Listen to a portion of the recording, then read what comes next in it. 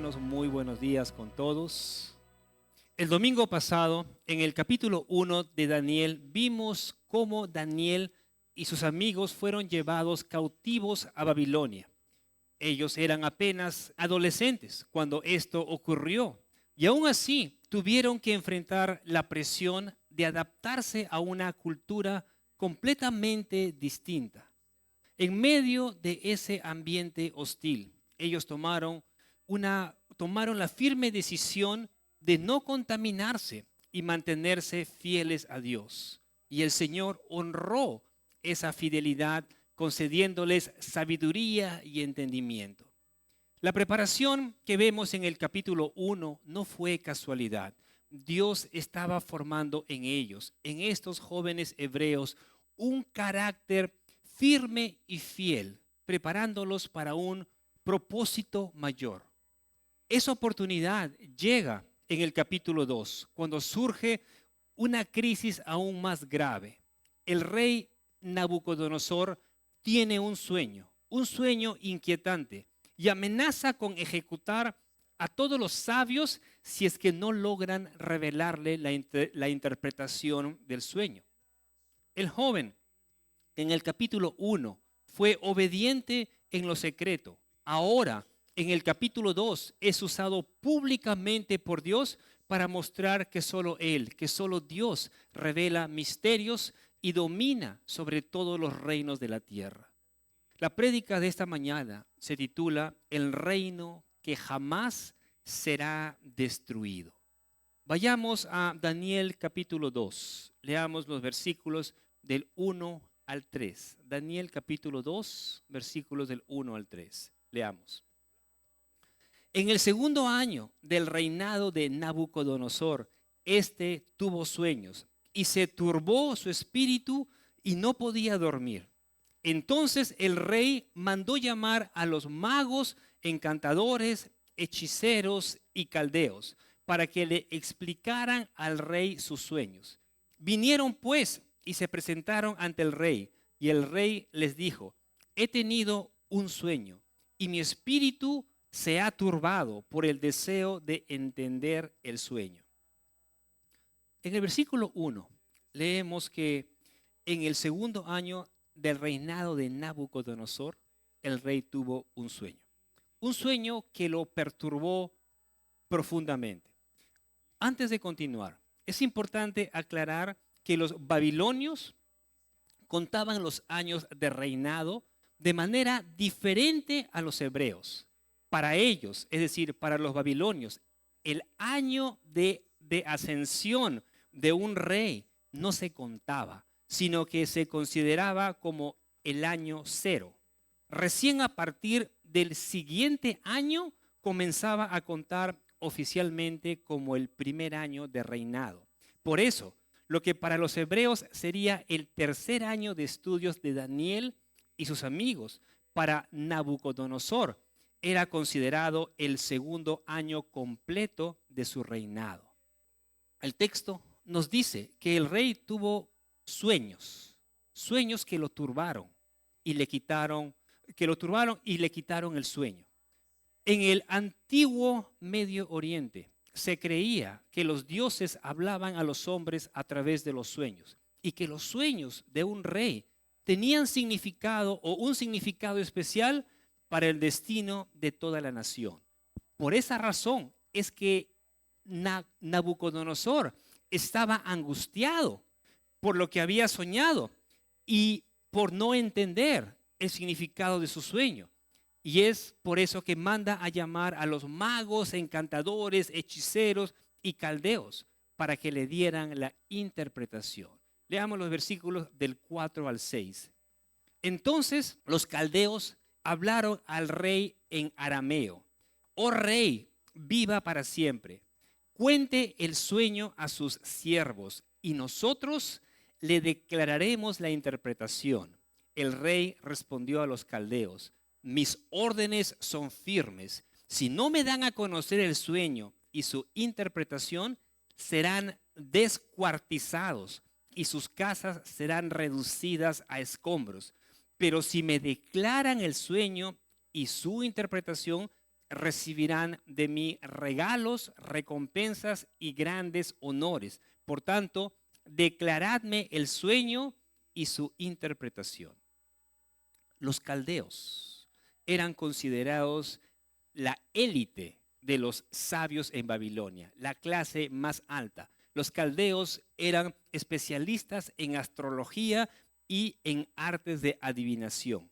Ahora, fíjense que son ellos, son los caldeos quienes le van a responder al rey, quienes le van a decir, cuéntenos su sueño y le diremos lo que significa. Pero Nabucodonosor no se conforma, no estaba contento con esa respuesta, sino más bien se enfurece y les advierte, les dice, si no me dicen lo que soñé y lo que significa, los haré pedazos y voy a convertir sus casas en ruinas. Por lo general, los reyes relataban sus sueños a sus consejeros, quienes luego proponían una interpretación. Pero Nabucodonosor los va a poner como en prueba. El rey quería comprobar si realmente estos sabios, estos caldeos, tenían acceso al conocimiento oculto que ellos decían poseer. Si era así, entonces no solo podrían interpretar el sueño, sino también saber lo que el rey había soñado. El rey sospechaba que si él les contaba su sueño, sus consejeros podrían inventar cualquier explicación humana. En cambio, si ellos lograban decirle el sueño sin que él se lo revelara, entonces sabría con certeza que la interpretación era acertada. Los caldeos le van a decir nuevamente, van a insistir, rey, cuéntenos su sueño y nosotros le daremos la interpretación. Pero el rey les responde con dureza. Les va a decir, ustedes solo intentan ganar tiempo. Si no me dicen el sueño, ya saben cuál será su sentencia.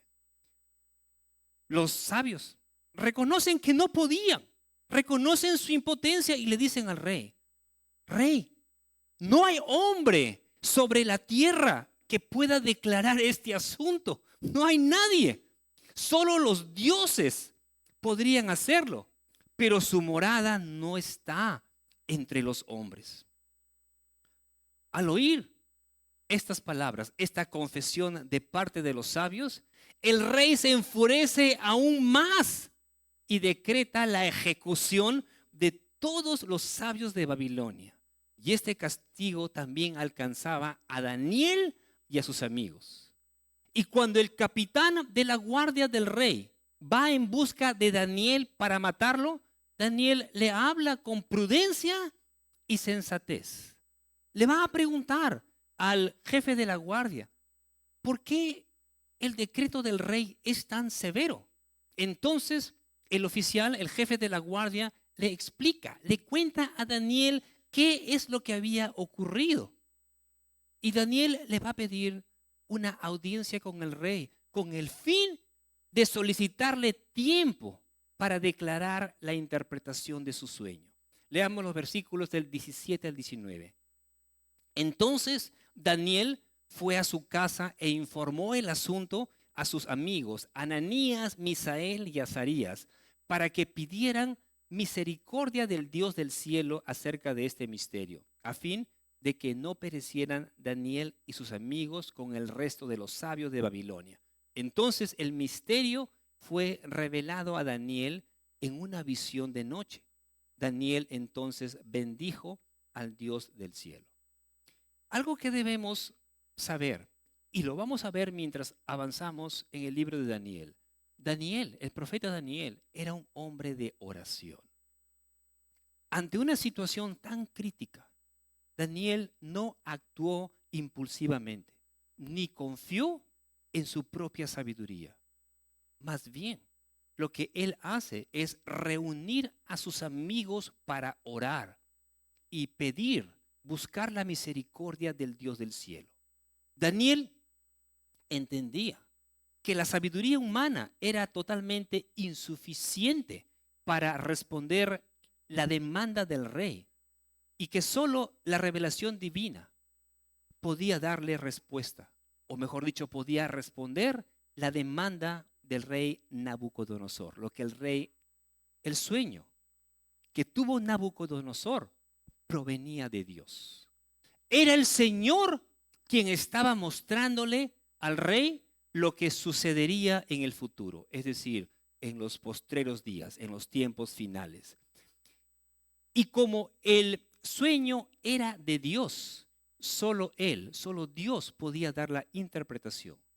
Y lo hizo a través de su siervo Daniel. Daniel deja claro que solo Dios tiene el poder de revelar los misterios.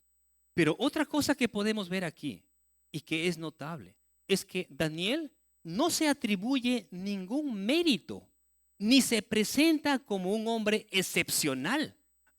En ningún momento dice, claro, no, en ningún momento toma crédito ni se presenta como un hombre excepcional. Al contrario, reconoce su humildad.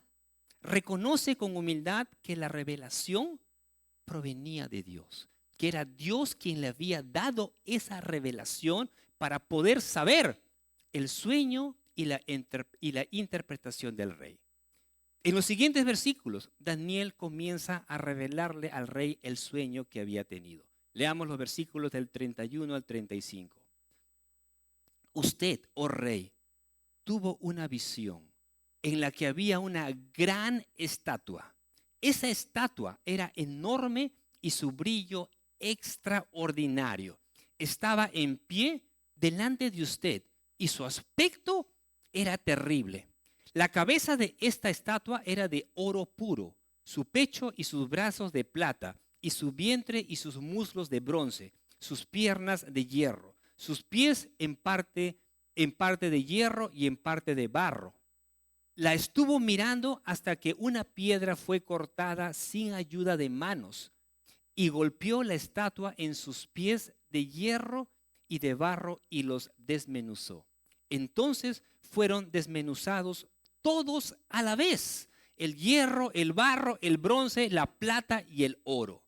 Quedaron como el tamo de las eras en verano, y el viento se los llevó sin que quedara rastro alguno de ellos.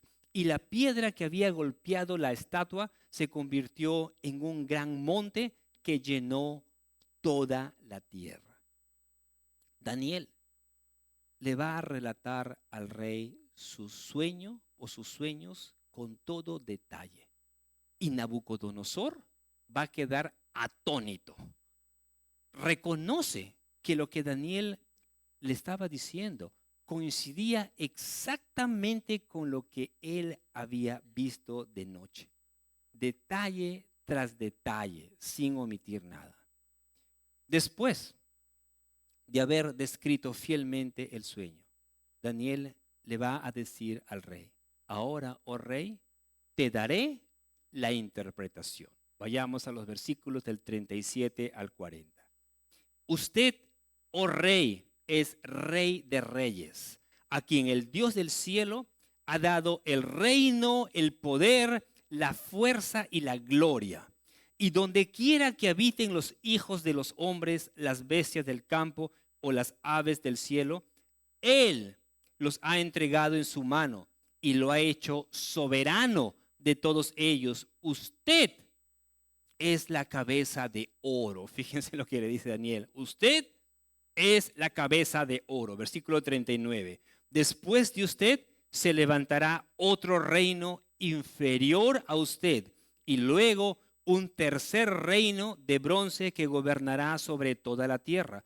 Y habrá un cuarto reino tan fuerte como el hierro. Y así como el hierro desmenuza y destroza todas las cosas, como el hierro que tritura, así él desmenuzará y triturará a todos estos. Daniel comienza diciendo: tú, oh rey, eres rey de reyes. Y estas palabras no se tratan de un halago vacío, sino de una descripción real de su condición, es decir, de la condición de Nabucodonosor. Aunque había muchos gobernantes en las distintas provincias del vasto imperio babilónico, todos estos gobernadores estaban bajo la autoridad absoluta de Nabucodonosor. Y por eso es que Daniel le va a decir, tú, oh rey, eres rey de reyes. Sin embargo, Daniel deja en claro que aquel poder que tenía Nabucodonosor no era producto de su grandeza ni de su esfuerzo, sino más bien le va a decir al rey, el Dios del cielo te ha dado, le va a decir, el Dios del cielo te ha dado el reino, el poder, la fuerza y la gloria.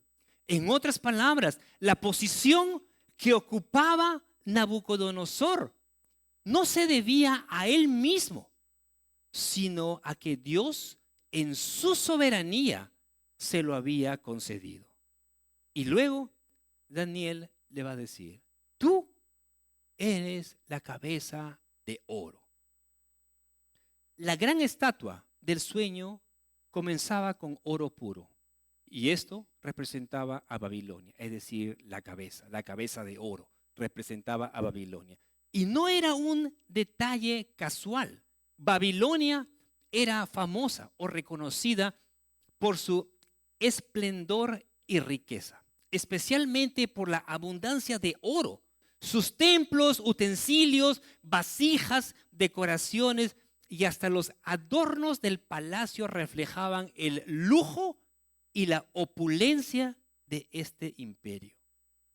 La estatua que Nabucodonosor vio en su sueño estaba formada por distintos metales: oro, plata, bronce y hierro. Y es interesante notar aquí, hermanos, que de la cabeza hacia los pies hay una disminución progresiva en el valor de los materiales, pero al mismo tiempo un aumento en su resistencia y dureza. El pasaje habla de un total de 4 reinos. Hemos visto 4 reinos, así que el pasaje habla de un total de 4 reinos que desde la antigüedad, incluso según el historiador judío Josefo, en el siglo I después de Cristo, estos reinos han sido identificados como los imperios de Babilonia, Medo-Persia, Grecia y Roma. Babilonia fue un reino esplendoroso, pero corto en duración. Nabucodonosor subió al trono en el año 605 antes de Cristo y menos de 7 décadas después, para ser exactos, 66 años después que Nabucodonosor asciende al trono, en el año 539 antes de Cristo, el imperio babilónico va a caer en manos de los persas. En el versículo 39, Daniel le va a decir al rey, después de ti se levantará otro reino, inferior al tuyo. Y posiblemente Nabucodonosor no esperaba escuchar eso. Él pensaba que su reino continuaría aún después de su muerte. Pero vemos que no sucedió así. Pero Daniel le deja claro a Nabucodonosor que su reino caería y que sería sustituido por otro imperio, representado en la estatua por la plata, por el imperio medo-persa. En el año 539 a.C., Ciro, el rey de Persia, conquistó Babilonia. Para ese entonces Nabucodonosor ya había muerto, pero Ciro, el rey de Persia, conquista Babilonia y bajo su liderazgo el imperio medo-persa se expande hasta Egipto, domina todo el Medio Oriente y llega incluso hasta la India. Aunque en valor se consideraba inferior al imperio babilónico, el imperio medo-persa fue más extenso y duradero, llegando a mantenerse en pie por unos 200 años. Fíjense, Babilonia solamente duró 66 años, mientras que el imperio medo-persa se mantuvo en pie 200 años. Algo realmente sorprendente es que la Biblia había profetizado acerca del rey Ciro mucho antes de su nacimiento, es decir, aproximadamente 150 años antes. El profeta Isaías lo menciona incluso por nombre en Isaías capítulo 45, versículo 1. El reino que sucedió al imperio medo-persa fue Grecia, el imperio griego, representado por el bronce. Este tercer imperio mundial alcanzó su máximo esplendor bajo Alejandro Magno, quien en el año 334 antes de Cristo emprendió la conquista del imperio persa. El dominio griego se extendió ampliamente y perduró por casi 300 años hasta ser reemplazado por el cuarto imperio, por el imperio romano. El versículo 40 describe este cuarto reino, simbolizado por las piernas de hierro. A diferencia de los anteriores imperios, el hierro es menos valioso que el oro, la plata, el cobre. El hierro es menos valioso, pero es más fuerte y en este caso destructivo, lo cual representa con exactitud el carácter del imperio romano. El hierro habla de dureza y severidad, y así fue Roma, un imperio que aplastaba sin piedad a quienes se oponían a su poder. Este cuarto imperio nunca fue derrocado por otro, es decir, por otro imperio, ni desapareció de manera definitiva. Más bien, se transformó a lo largo del tiempo, adoptando nuevas formas y extendiendo su influencia mucho más allá de su caída militar y política. Leamos los versículos del 41 al 43. Lo que usted vio, aquí está hablando Daniel al rey nuevamente, lo que usted vio, los pies y los dedos, parte de barro de alfarero y parte de hierro, será un reino dividido, pero tendrá la solidez del hierro, ya que vio el hierro mezclado con barro corriente. Y así como los dedos de los pies eran parte de hierro y parte de barro cocido, también parte del reino, fíjese lo que dice, también parte del reino será fuerte y parte será frágil. En cuanto al hierro mezclado con barro corriente que ha visto, se mezclarán mediante simiente humana, pero no se unirán el uno con el otro como no se mezcla el hierro con el barro. Los pies y los dedos compuestos de hierro y barro simbolizan la etapa final del cuarto imperio mundial. En esta fase, el imperio romano será un reino dividido, es decir, en la parte final vemos que va cayendo el final, los pies. La fase final del imperio romano será un reino dividido, con algo de la fuerza del hierro, pero al mismo tiempo con la fragilidad del barro. Un reino fuerte en apariencia, pero internamente inestable, es decir, frágil. Históricamente, el general Pompeyo invadió Palestina, el territorio donde está Israel, invadió ese territorio en el año 63 antes de Cristo, anexando Judea al territorio romano. Muchos afirman que el imperio romano cayó en el año 476 después de Cristo, pero en realidad, como predice la profecía, no desapareció por completo, sino cambió de forma, adoptando nuevas estructuras políticas y sociales. El versículo 43 dice, se mezclarán mediante simiente humana. Esto se refiere a los intentos de unir los distintos pueblos y reinos por medio de matrimonios, alianzas políticas o acuerdos diplomáticos. Sin embargo, la profecía subraya que no lograrán la unión perfecta, tal como el hierro no se mezcla con el barro. Con el paso del tiempo, los pueblos bárbaros del norte y este de Europa fueron penetrando gradualmente en los territorios del Imperio Romano.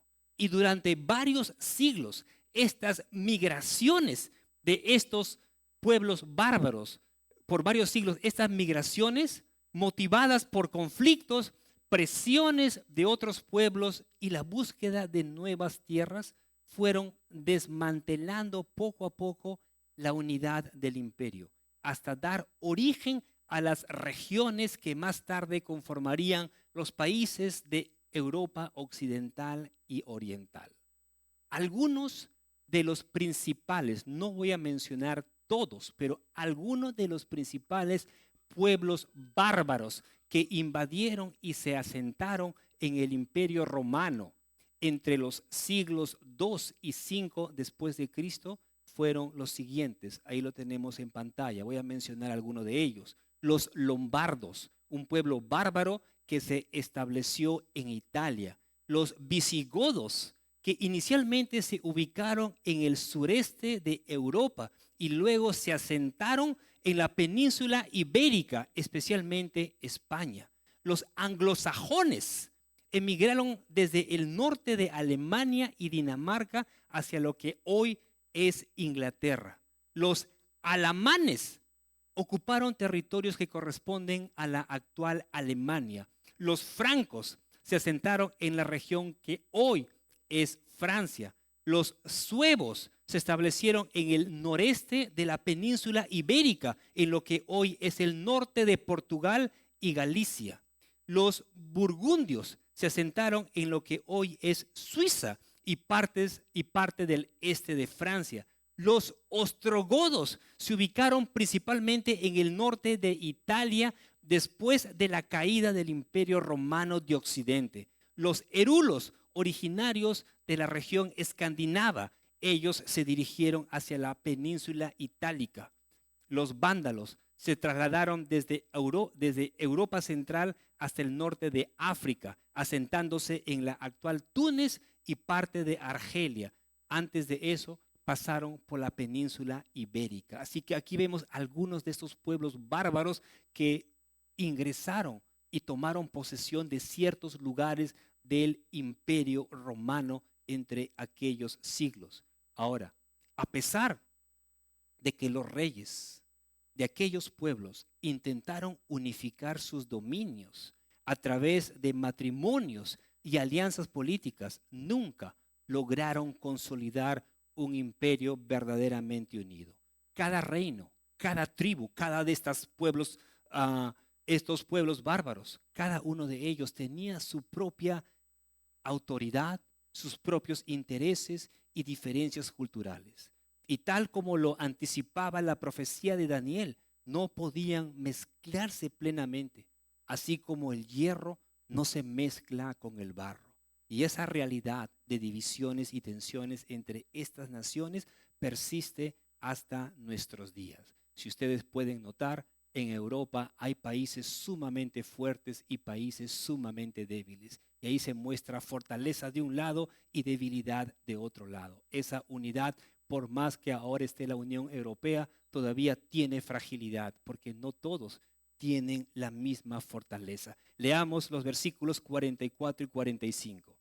En los días de estos reyes, el Dios del cielo levantará un reino que jamás será destruido. Y este reino no será entregado a otro pueblo. Desmenuzará y pondrá fin a todos aquellos reinos. Y él permanecerá para siempre.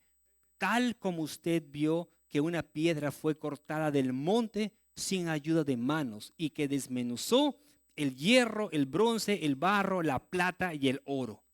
El gran Dios ha hecho saber al rey lo que sucederá. Fíjense lo que dice, en el futuro. Así pues, el sueño es verdadero y la interpretación fiel. Estos versículos presentan la escena final del sueño del rey Nabucodonosor. Dios levantará un reino que jamás será destruido. La piedra cortada del monte sin ayuda de manos representa este quinto reino, el reino de Dios, que será gobernado por Cristo y permanecerá para siempre, en marcado contraste con los reinos humanos, que son pasajeros y frágiles. Y podemos ver eso solamente en estos imperios poderosos, imperios mundiales que se levantaron y cayeron. Por más que hayan durado 200 años, 300 años, vemos que pasaron, subieron y cayeron. Cuando Cristo regrese en su segunda venida y establezca su reino milenial sobre la tierra, todos los reinos humanos llegarán a su fin. Su gobierno, el gobierno de Cristo, será absoluto y eterno, tal como se menciona también en Apocalipsis capítulo 20, versículo 4. Leamos ahora los versículos 46 y 47. Daniel 2, 46 y 47. Entonces el rey Nabucodonosor cayó sobre su rostro, se postró ante Daniel y ordenó que le ofrecieran presentes e incienso. El rey habló a Daniel y le dijo, en verdad que su Dios es Dios de dioses, Señor de reyes y revelador de misterios, ya que tú has podido revelar este misterio. Y aquí vemos un tremendo giro. Fíjense, al principio el rey dudaba de lo que le podría decir Daniel. Y ahora, después de haber escuchado a Daniel que le da el sueño y la interpretación, el rey cae sobre su rostro y se postra ante Daniel y ordena que le traigan presentes e incienso. En otras palabras, Daniel es exaltado a una posición de honor gracias a la intervención de Dios a su favor. Y cuando Nabucodonosor proclama en verdad que su Dios es Dios de dioses, le está hablando a Daniel, en verdad que su Dios es Dios de dioses, Señor de reyes, el rey aún no está reconociendo o no está reconociendo aún al Dios de Israel como el único y verdadero Dios. Aún no. Más bien, sus palabras expresan un reconocimiento parcial. Nabucodonosor admite que el Dios de Daniel es superior a todos los demás dioses, a todos los otros dioses que él conocía. Y también reconoce que su autoridad, que la autoridad del rey de Israel, del Dios de Daniel, se eleva por encima de cualquier gobernante y reino humano. Así que Nabucodonosor estaba reconociendo que el Dios de Israel era superior a todos los reinos, todos los seres humanos, estaba sobre todo. Más adelante veremos que él va a reconocer a Dios, pero en este momento aún no lo reconoce, o por lo menos completamente. Pero por lo menos había visto lo que Dios había hecho a través de Daniel, había visto el poder de Dios. Leamos los versículos 48 y 49. Entonces el rey engrandeció a Daniel y le dio muchos regalos espléndidos y le hizo gobernador sobre toda la provincia de Babilonia y jefe supremo sobre todos los sabios de Babilonia. Por solicitud de Daniel, el rey puso sobre la administración de la provincia de Babilonia a Sadrach, Mesach y Abednego, mientras que Daniel quedó en la corte del rey. En estos versículos vemos la recompensa inmediata que recibe Daniel por su fidelidad. Vemos de que él va a ser elevado a una posición estratégica para poder bendecir a su pueblo y servir en la ciudad donde Dios lo había puesto. Si bien es cierto, fue llevado cautivo, pero Dios lo había puesto allí y Dios lo estaba utilizando en medio de Babilonia. Ahora, esto nos enseña que la fidelidad a Dios nunca pasa desapercibida. La fidelidad a Dios, queridos hermanos, nunca pasa desapercibida. Quien confía en Él, incluso frente a situaciones aparentemente imposibles, será exaltado en el tiempo oportuno, en su debido momento. y colocado en el lugar preciso para poder cumplir el propósito de Dios, el propósito que tiene Dios para su vida. Dios no solo revela los misterios, sino que también honra a quienes permanecen firmes en Él. Al igual que Daniel, todos aquellos que hemos creído en Cristo, todos aquellos que somos hijos de Dios, estamos llamados a mantenernos fieles en medio de las presiones y desafíos de nuestro tiempo. Recordemos esto, queridos hermanos: la fidelidad a Dios trae consigo honor, propósito y la seguridad de que Él cumple sus planes en nuestra vida. Y ahora te pregunto, ¿estás dispuesto a confiar en Dios aun cuando todo a tu alrededor parezca imposible? ¿Lo estás?